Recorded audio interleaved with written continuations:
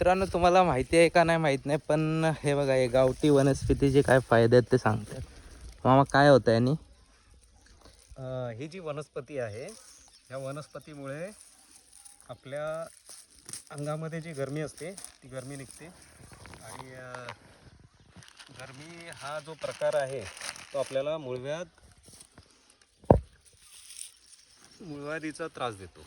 पण ह्याचं जे मूळ आहे, मी आता काय करतो आहे, ह्याची मुळं जे आहेत ती बाजूला करून ते जे झाड आहे, ती वनस्पती आहे, तिचा जो काटेरी प्रकार आहे तो बाजूला ठेवतो. ओके. आणि ही मुळं जी आहेत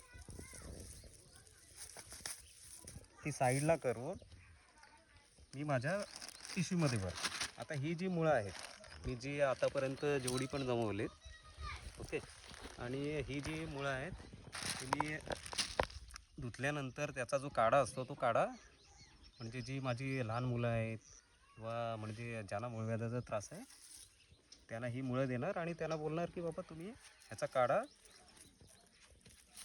प्या आणि मूळव्याधीवर जो त्रास होतो मूळव्याधीचा तो त्रास तुमचा कमी होईल.